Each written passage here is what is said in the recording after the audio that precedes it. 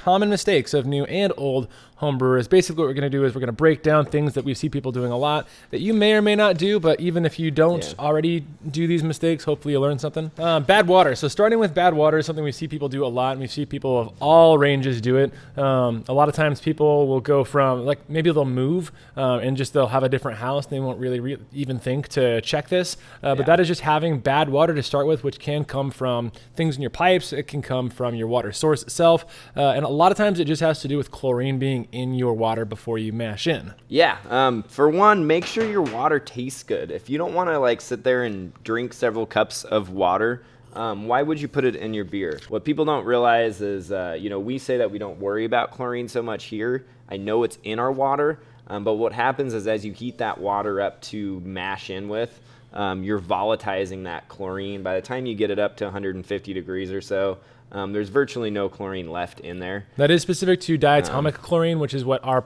water source uses. A lot of other places, especially I know places like Arizona, with different sources of water, use chloramines, which are a more stable compound and will not volatilize, which means you have to either get rid of it with metabisulfite or just use a carbon filter to get rid of your chlorine, or just buy neutral water to begin with. Keep this in mind too. Like, that's also why we tell people, basically avoid using bleach on any of your equipment at all costs too, because it can actually have that same effect. If you even in a glass carboy, if you put bleach in there and don't do like a quadruple rinse, a drop of concentrated bleach will completely ruin a batch of beer. So let's go on to number 2 that we see very commonly, more specifically in the spring and summer months. So this is going to be hot fermentations, and we'll really talk just in general about overall fermentation temperatures. But why we start with hot fermentations is because a lot of people get used to, as starting homebrewers, brewing at room temperature, 68 to 72 degrees, depending on how your house is. And they just get used to that because there's a lot of generic beer styles that you make as a fledgling homebrewer that fermentation temperature works in. So that's 68 to 72. When in reality, your temperature that you're fermenting at is very yeast dependent, and most yeasts, if you're making a clean beer, actually like to be below that, somewhere in the 64 to 66 range, and with a lot of common yeast even as low as 60 if you want a nice clean beer. If you are fermenting on the hotter side, usually your yeast is going to rip, and there can be a lot of aromatic stripping, basically. So your yeast, because it's rumbling so fast and it's fermenting so hot, actually getting rid of a lot of the aromatics that you want in your IPA. So and the most common thing that you'll see if your fermentation does get too hot is you'll start getting, I call them sort of the overripe rotten fruit notes in there. So you'll get like this, like, you might get some banana, you might get some like overripe peach or plum type aromatics coming off of it, and those can also hold through the flavor. And so that's going to be the common issue with fermentations that run a little bit too hot for the yeast strain. And you can also run into issues from fermenting too cold. That's specifically with English yeast strains come to mind, which usually happens this time of year. Is people kind of get stuck fermentations, or they get diacetyl. Or diacetyl or sluggish fermentations, and that's from fermenting too cold. But at the same time, it means that they're going to struggle to finish up, which can end up with bottle bombs, or can just end up with a beer that doesn't actually attenuate fully. So so number 3 is using too much crystal malt.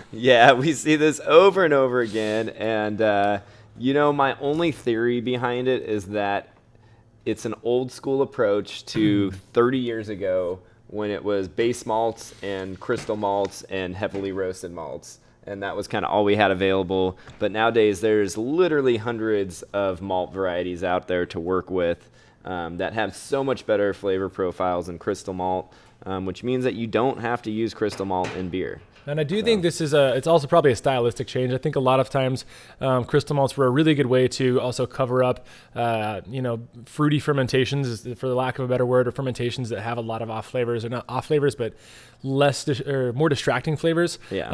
These days we're used to crisp, clear beer, so I think the overall palate of most people has changed. We like things that are bright and acidic, or if they're supposed to be sweet, we like a lot of maturity to come with that sweetness. So crystal malts themselves don't need to go in every beer, and definitely for a 5-gallon in that range, or 19 liter batch, 2 pounds is excessive for most beers. When we see a lot of people that have that 2 pound or more in their recipes. All right. What do you guys suggest to substitute for a crystal malt in an Irish red? Depending on the crystal malt, let's say you have a pound of C60, for example, I would use a half a pound of Special X instead. If only there was like a whole video that went over the different substitutions you can use. And so on to number 4. Number 4 is not knowing what sediment is okay in a fermenter. So I know a lot of people will ask us if it's good to throw their hops in just into the boil, or should they bag it and then put the bag in the boil. And that has to do with hop utilization, so I'm not going to go too much into that. The biggest thing is when you go from the boil kettle into your fermenter,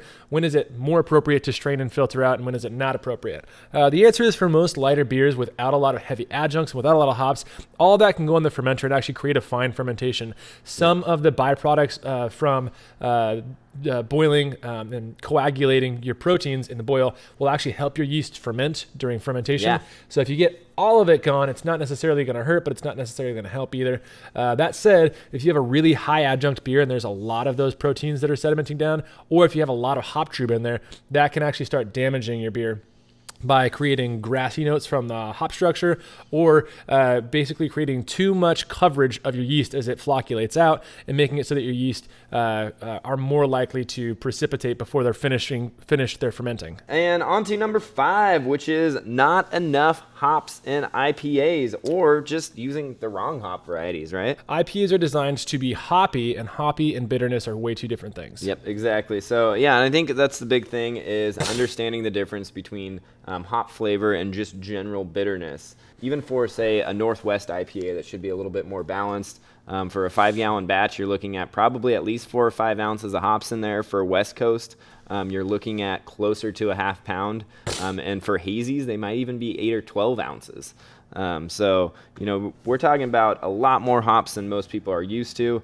Yes, that does add cost to the beer. And the world is your oyster with hops, and so if you see Cascade in there, Cascade's actually a really hard hop to make shine in an IPA. It's more of a balancing hop. However, there are, depending on the styles of hops that you want, a lot of hops that are going to be assertive and aggressive. So that means not overusing things like Willamette and Goldings and those lower flavor hops, using things that are big like Columbus, Chinook for West Coast and Northwests, like Simcoe, Mosaic for those hazies or tropicals or anything in between.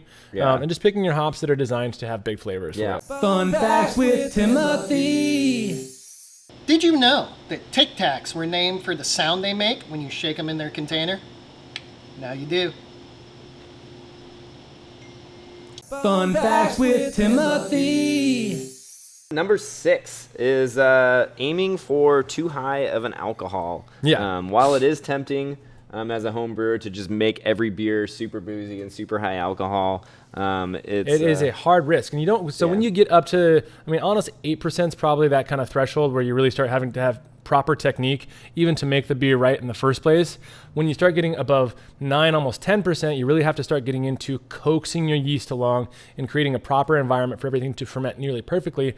Or else, even if you do produce a fine enough beer at the end, you're going to have some volatiles, you're going to have some off flavor, some harsher off flavors, some jet fuel flavors maybe. You definitely need proper coaxing when you're up in that 9+% range, and that's going to take, when you go too much above that, that's even going to take things like double pitching, adding nutrients, yeast rousing, oxygenating multiple days in a row, things like that to really properly get a suitable product at the end that is actually in balance. Let's, since we're kind of already going into that, let's lump this in with number 7, which is going to be poor yeast health. So we've talked about that from the perspective of a higher alcohol beer where you really need to be coaxing your yeast. But let's talk about like that medium range beer where you might feel comfortable always pitching that 1 pack of USO5.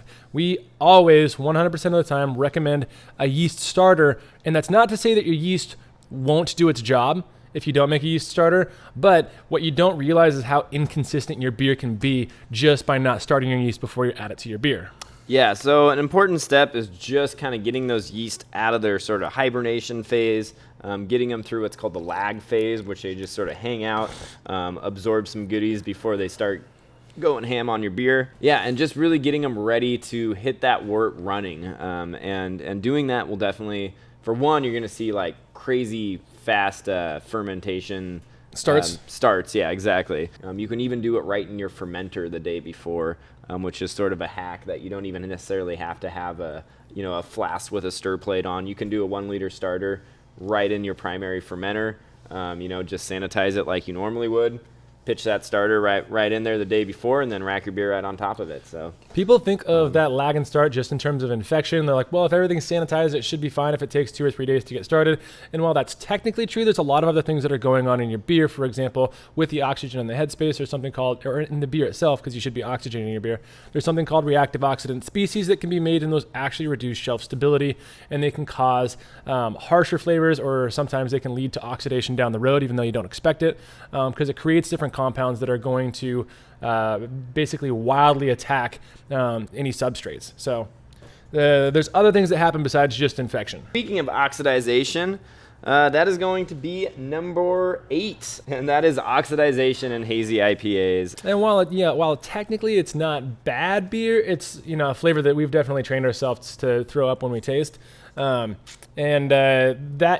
basically the same thing as eating a browned banana. Like, there's that right freshness of a banana, and you can eat a brown banana, but it's also kind of squishy and kind of fruity, and you don't really like it, but you don't know why.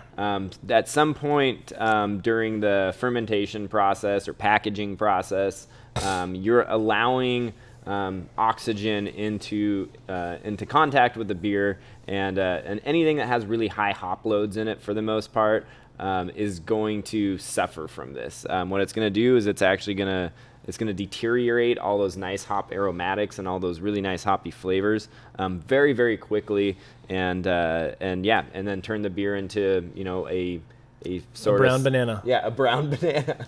So ascorbic acid is something that we use in every hop-forward beer, every pale beer, quite frankly. Yeah. So that's always a good tool. Also, there is a process called low dissolved oxygen fermentation. Let's go on to number 9. Number nine. This is more for beginner homebrewers. It's not going to be as applicable to everybody else, but we can talk about some other things that might be applicable. This is going to be scorched malt extract, and this is specific to liquid malts.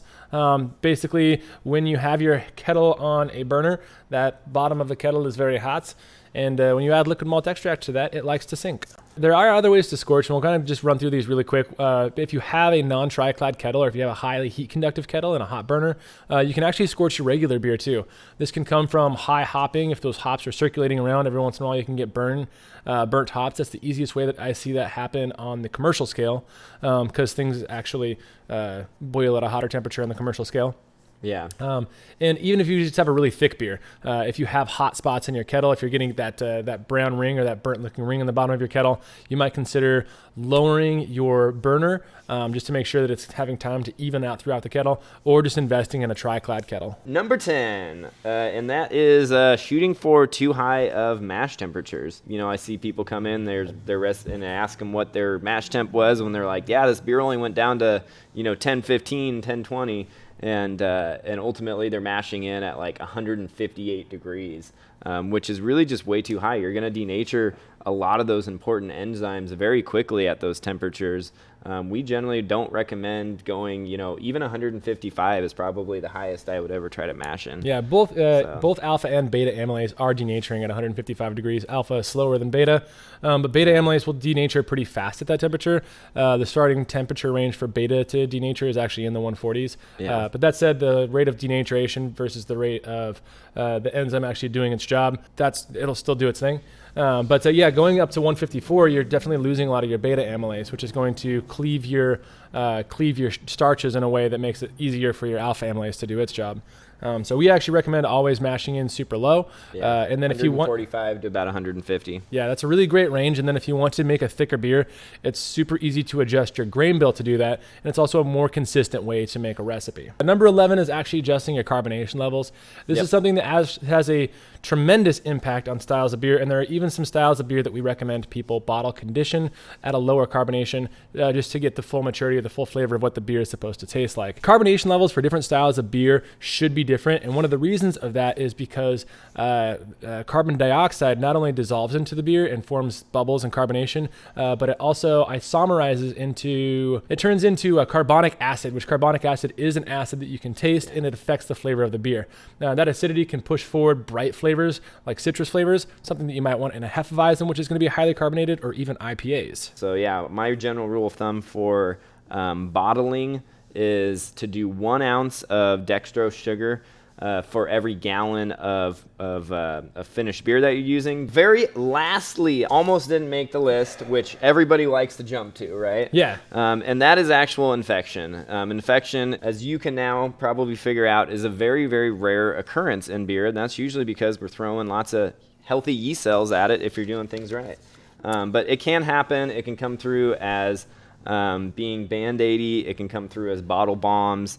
It can come through in a really wide variety of things. We mentioned here, I think it's just more of a practice than anything else. Most people get into homebrewing with the understanding that you should sanitize a lot of things. That said, as long as you're using clean equipment and you have good yeast health, infections are relatively rare, especially in the time frame that you are drinking your beer. If you're making a beer and you're drinking it within 5 weeks and you had a healthy yeast and you used clean equipment, not necessarily even sanitized, but clean equipment, there is a good chance that your beer will not get infected. Infection is probably the last thing you should look for if you are having any kind of off flavors with your beer, and yet everybody likes to jump to it. So, yeah, keep things clean.